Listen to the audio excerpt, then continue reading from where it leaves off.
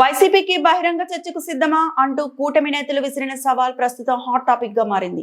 తప్పుడు ప్రచారాలతో ప్రజలను మభ్యపెట్టే ప్రయత్నాలు వైఫల్యంగా మారాయని వారు అన్నారు.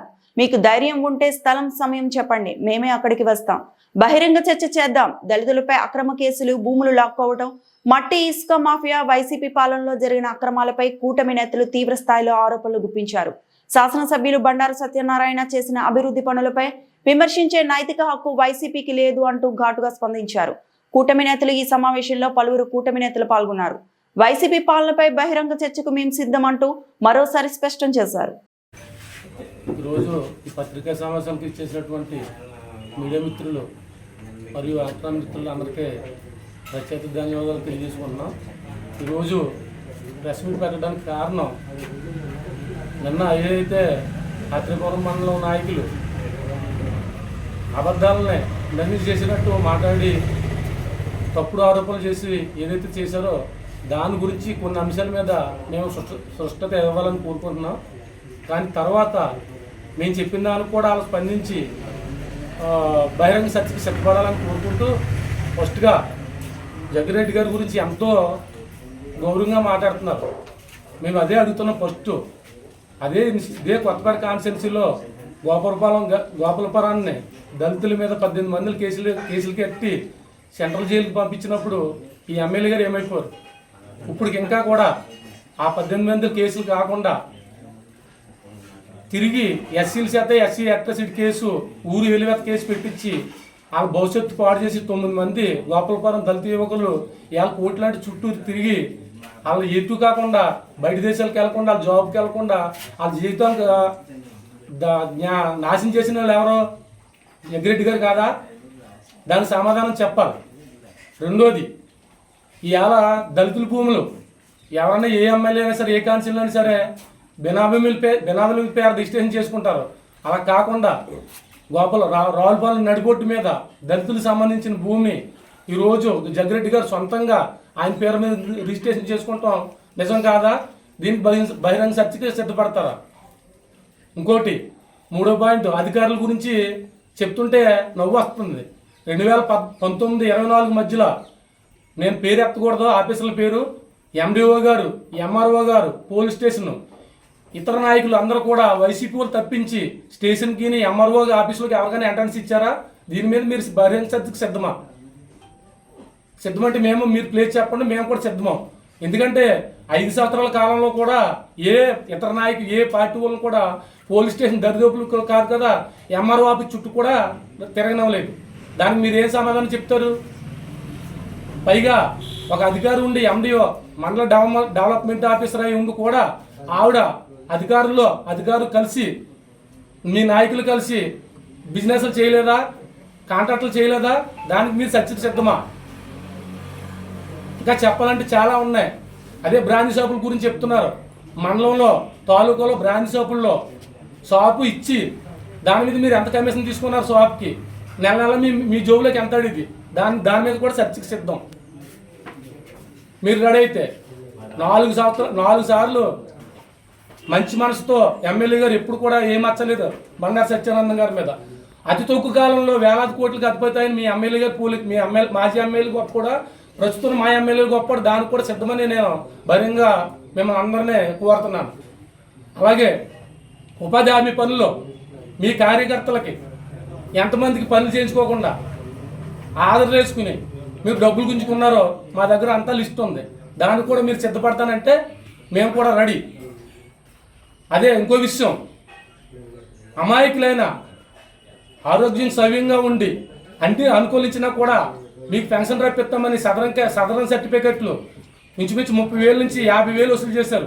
4 మండలాల్లో 57 ఊర్లో ఎవరి దగ్గర వసూలు చేశారు? మరి అంత దగ్గర లిస్ట్ ఉంది. దానికి మీరు సిద్ధమా? మీరు ఎక్కడ ప్లేసు, రావులపాలెం పెడతారో, ఆత్రేయపురం పెడతారో, కొత్తపేట పెడతారో, మేము చేసిన అన్ని ఆరోపణలు మేము కట్టుబడి ఉన్నాం. మీరు కాదనుకుంటే వచ్చి నిరూపించండి, లేదంటే మేము నిరూపిస్తాం. మళ్ళీ ఇసుక గురించి చెప్తున్నారు.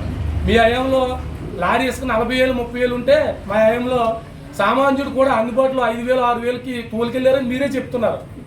6,000కి ఇసుక తోలుకెళ్ళారు 10 యూనిట్ల బండి. మీ హయాంలో ఎంత? 40,000 కొనుక్కుంటే నేను ఇసుక దొరికింది కాదు. ఇవన్నీ చెప్పుకుంటూ పోతే చాలా ఉన్నాయి, మేము మాట్లాడగలుగుతాం.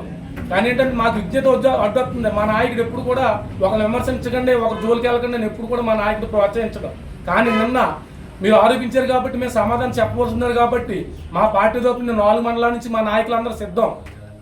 మీరు సిద్ధమైతే ప్లేస్ చెప్పండి, మేము రెడీ. అలాగే గబ్బర్ సింగ్ గారి మీద నిందేస్తున్నారు. ఆయన అగబ్బర్ శ్రీమంతుడు. ఆయనకి ఎదరోళ్ళకి సాయం చేసి మనస్తత్వం తప్పించి ఎవరిని అన్యాయం చేయవలసిన పని లేదు. మీరు ఎంతమంది చేశారో, మీ హయాంలో ఎన్ని లాంకల మట్టులు కొలగొట్టారో, ఎన్ని సైట్లు పూడ్చారో. అసలైన విషయం, మెయిన్ విషయం ఏంటంటే మీరు ఇళ్ల స్థలాల్లో జగనన్న ఇళ్ళని ఇచ్చారు. రైతుల దగ్గర మీరు కొన్నది ఎంత, గవర్నమెంట్కి వెళ్ళి చెల్లించింది ఎంత, దానికి కూడా చర్చకి సిద్ధం. ఈ పాయింట్ లేదని మేము చెప్పిన తప్పు అని అంటే మీరు డేట్ ప్లేస్ ఫిక్స్ చేయండి. మా నాయకులందరూ మేము మొత్తం బాధ్యతలు మేము తీసుకొస్తాం. దానికి మీరు సమాధానం చెప్తారో, మీ నాయకుడు సమాధానం చెప్తాడో చెప్తున్నాం. మేము దానికి కట్టుబడి ఉన్నాం. అలాగే ప్రతిది కూడా కబ్జాలు ఎవరు చేశారు, దళితుల భూమి, దళితుల మీద రావులపల్లి సెంటర్లో తీసుకొస్తాం. దళితుల భూమి డైరెక్ట్గా మీ జగ్రెడ్డి గారు డైరెక్ట్గా రిజిస్ట్రేషన్ చేసుకున్నారు లేదా, డాక్యుమెంట్ పెడతాం. మీడియా పరంగా డాక్యుమెంట్ తీసుకొస్తాం, బాధ్యతలు తీసుకొస్తాం. మీరు కాదని మీ ఎమ్మెల్యే గారు, మీ మాజీ ఎమ్మెల్యే గారిని తీసుకురండి. మాకు తెలుసు, మేము చెప్పాలంటే చాలా ఉన్నాయి. బ్రాండీ షాపుల్లో వాటాలు ఎవరికి ఉన్నాయి? గవర్నమెంట్ షాప్ కరెక్టే. బెల్ షాపులో ఆయాంలో ప్లేస్ మీరు నిర్ణయిస్తారా, మమ్మల్ని నిర్ణయిస్తారా? కాబట్టి దయచేసి ఒకరికొకరు బుర్ర తెలుసుకుంటాం కాదు, వాస్తవాలు ఏమి గ్రహిస్తున్నారు. ఎన్ని ఇచ్చారు, ఎందుకు ఇచ్చారు నమ్మి మీ మీద నమ్మకం లేక మీకు 11 సీట్లతోనే ఖర్చు పెట్టారు. రేపు భవిష్యత్తులో లోకల్ బాడీ ఎలక్షన్లో మీరు వాళ్ళు ఎక్కడన్నా డిపార్టీలు తెచ్చుకోగలుగుతారు, ఏ ఊర్లైనా సరే. మీరు అందరూ గ్రహించుకుని గొడవలు కాదు సమస్య, పేద ప్రజలకు ఏమో ఉపకారం చేయాలని మీరు సలహాలు ఏముంటాయి మా నాయకులు పాటిస్తారు. మా ఎమ్మెల్యే గారు మేము దృష్టికి తీసుకెళ్తాం. ఎక్కడైనా సమస్య ఉంటే మా సమస్య దృష్టికి తీసుకురండి. ఇప్పుడు మేము ఉన్నాం, పోలీస్ స్టేషన్లు ఎవరిని కూడా మేము ఇది మేనేజ్ చేయట్లేదు. డైరెక్ట్గా మీరు వెళ్తారు, అందరూ ప్రజలందరూ వెళ్ళి పోలీస్ స్టేషన్కి వెళ్ళి సమస్యలు పరిష్కరించుకుంటున్నారు. మేము ఎవరికో రికమెండేషన్ చేయట్లేదు. మీకులాగా అసలు ఎప్పుడు కూడా టీడీపీ నాయకుల్ని డైరెక్ట్ ఎస్సీ గారు చెప్పేవాడు, ఏమని చెప్పేవాడు, పోలీస్ స్టేషన్ మెట్లు ఎక్కితే కుదరదో టీడీపీ వాళ్ళని బోర్డు ఎట్టాడు మాకు. మేము అలా కాదు కదా, అందరికీ మా ఎమ్మెల్యే గారు క్లియరెన్స్ ఇచ్చాడు. కక్ష సాధింపులు లేవు ఎమ్మెల్యే గారికి. అందరూ బాగుండాలి, నేను బాగుండాలని కోరుకునే ఎమ్మెల్యే గారు 4 సార్లు ఎమ్మెల్యే గారు ఇప్పుడు కూడా ఆయన మార్చలేదు. మీరు దయచేసి వ్యక్తిగత ఆరోపణలు మానేసి మన కొత్త తాలూకు అభివృద్ధికి తోడ్పడతారని కోరుకుంటూ రేపు పొద్దున భవిష్యత్తులో మీరు ఎనీ టైం మా మెసేజ్ చూసి మీరు ఎక్కడ ప్లేస్ పిక్ చేసినా సరే మేము బహిరంగ చర్చకు వచ్చి ప్రజలకు వాస్తవాలు తెలియజేస్తామని కోరుకుంటున్నాం. అందరికీ thank you all. Print and electronic media వారికి, మా ఎస్సీసీఎల్ అధ్యక్షులు పాలంగి రవిచంద్ర గారికి, మండల ప్రధాన కార్యదర్శి గుడాల నాగేంద్ర గారికి, విల్చైర్ సొసైటీ అధ్యక్షులు రాయరెడ్డి సత్యనారాయణ గారికి, తాడిపూడి గ్రామ పార్టీ అధ్యక్షులు కోసంపూడి రమేష్ రాజు గారికి, విద్యా పాపారావు గారికి, మండల తెలుగు ఉపాధ్యక్షులు చల్లపూడి పవన్ గారికి, మండల బీసీసీఎల్ అధ్యక్షులు గోపాలకృష్ణ గారికి, రామకృష్ణ గారికి, ప్రసాద్ గారికి అందరికీ నమస్కారాలు, కృతజ్ఞతలు తెలియజేసుకుంటున్నామండి. నిన్న ఆత్రేయపురం మండలం వైఎస్ఆర్సీపీ మండల నాయకులు ప్రెస్ మీట్ పెట్టి అక్కడ మా నాయకుడు గబ్బర్ సింగ్ గారిని వాడపల్లి దేవస్థానం గురించి, అలాగే సుపరిపాలన ఈ హామీలను నెరవేర్చట్లేదని తప్పుడు ఆరోపణలు చేసి ప్రెస్ మీట్ పెట్టారు. దానికి వివరణ ఇవ్వడానికి మేము ఈరోజు ఈ ప్రెస్ మీట్ని పిలిచాం. ఆత్రేయపురం గ్రామంలో గబ్బర్ సింగ్ గారు ఎదుగుదలను చూసి వార్చలేక వారం లేక వైసీపీ నాయకులు తప్పుడు ఆరోపణలు చేస్తూ ఆయన ఎదుగుదలను తట్టుకోలేక ఆయన ఎలా ఆపాలని చెప్పి తప్పుడు ఆరోపణలు చేస్తున్నారండి. అలాగే మండల వైఎస్ఆర్సీపీ కన్వీనర్ శ్రీనివాసరాజు గారు మాట్లాడుతూ వాడపల్లి గురించి ఆయన కూడా ఎత్తారు. వాడపల్లి గుడిలో జరుగుతున్న అభివృద్ధి అధికారుల మీద వదిలేశారు, తెలుగుదేశం ప్రభుత్వం బోర్డు వేయట్లేదని ఆయన విమర్శించారు. బోర్డు వేయకపోవడం వాస్తవం. ఎమ్మెల్యే గారు బోర్డు నిమిత్తంగా చైర్మన్ అందరినీ ప్రపోజల్ చేసి పంపారు. రేపో ఎల్లుండో త్వరలోనే బోర్డు కూడా ప్రపోజల్కి వచ్చేది. ఈ లోపల అక్కడ అభివృద్ధి కార్యక్రమాల నిమిత్తంగా గబ్బర్ సింగ్ గారిని, నరసూరావు, జగన్నాథం గారు అందరూ చూస్తున్నారు. అధికారుల మీద వదిలేశారని అధికారులను చులకన చేసి శ్రీనివాసరాజు గారు మాట్లాడటం సబబు కాదు. ఎందుకంటే అధికారులని గాలికి వదిలేశారు, అధికారుల మీద గాలికి వదిలేశారంటే ఇవాళ అధికారులు లేకపోతే మన రాజకీయ నాయకులు అధికారులు మనం కలిపి చేస్తేనే ఏదైనా అభివృద్ధి అతనికి వెళ్తుంది. దాన్ని దృష్టిలో ఉంచుకుని శ్రీనివాసరాజు గారు ఒకసారి వాడపల్లి గుడి దగ్గరికి వస్తే అక్కడ జరుగుతున్న అభివృద్ధి, అక్కడ డీసీ గారు చేస్తున్న అభివృద్ధి, గతంలో మీ ప్రభుత్వంలో ఉన్న దానికన్నా ఇప్పుడు ఎంత అభివృద్ధి జరిగిందో మీకు చూపిస్తాం. ఇప్పుడు అక్కడ పనిచేస్తున్న డీసీ గారు అక్కడ కార్యక్రమాలు అన్నీ కూడా ఎదురు తీసుకెళ్తున్నారు. మీరు వస్తే మేము కూడా ఏంటి ఏం జరిగిందని మీకు చూపిస్తాం. వైసీపీ నాయకులకి మీ విమర్శలు ఉందాకుంటే తీసుకుంటానికి మేము కూడా సహకరిస్తాం. అంతేగాని వ్యక్తిగతంగా పార్టీ మీద బుర్ర జల్లాలని మీరు చేస్తే మటుకు మేము సహించేది లేదు. పార్టీ తరఫున మేము కూడా మీకు ఇదేగా చెప్తాం. పోతే మోసపూరిత హామీలు అని చెప్పి నిన్న శ్రీధర్ గారు విమర్శించారు. అంటే మోసపూరిత హామీలు అంటే ఏంటంటే శ్రీధర్ గారు, తల్లికి వందనం ఎంతమంది బిడ్డలకు ఉంటే అంతమంది బిడ్డలకు వేయటమా మోసం? లేకపోతే జగన్మోహన్ రెడ్డి గారు అమ్మఒడి అని చెప్పి 2 బిడ్డలు ఉంటే ఒకరికి వేసారు, అది మోసమా? లేకపోతే 3 గ్యాస్ సిలిండర్లు మహిళలకు అందించడం మోసమా? ఇవాళ రైతులకి అన్నదాత సుఖీభావ పథకం నిమిత్తం మన రాష్ట్రంలో చంద్రబాబు నాయుడు గారు దర్శి నియోజకవర్గంలో ఇలా నిధులు విడుదల చేశారు. ఇక్కడ కొత్తపేట నియోజకవర్గంలో ఆరమూరు మండలంలో సత్యానందరావు విడుదల చేశారు. రైతులకి 20,000 రూపాయలు 3 విడతలుగా కేంద్ర నిధులతో కలుపుకుని వేయటం ఇది మోసమా? లేకపోతే పెన్షన్ మీరు 1,000 రూపాయల పెన్షన్ పెంచడానికి 5 సంవత్సరాల కాలం తీసుకున్నారు. చంద్రబాబు నాయుడు గారు ఎక్కిన మరుక్షణం మరుసటి నెలలోనే గడిచిన 3 నెలలకే కలిపి ఆ 3,000 ఈ 4,000 7,000 రూపాయలు ఒకే నెలలో ఇచ్చిన ప్రభుత్వం ఏదన్నా ఈ రాష్ట్రంలో ఉందంటే ఒక తెలుగుదేశం ఎన్డీఏ ప్రభుత్వం. అలాంటి ఎన్డీఏ ప్రభుత్వంపై మీరు తప్పుడు ఆరోపణలు చేయడం ఎంతవరకు సబబు అని మిమ్మల్ని అడుగుతున్నాం.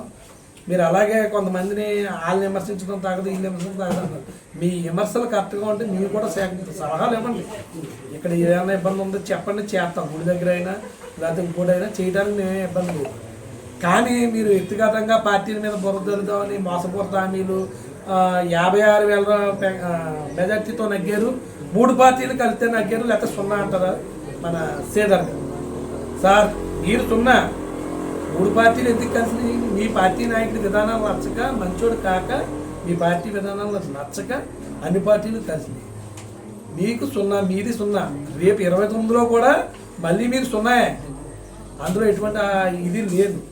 కాబట్టి మీరు కరెక్ట్గా ఉండి చూసిన చేస్తే మీరు చేసుకుంటాక మా పార్టీ తరఫున ఇబ్బంది ఏం లేదు.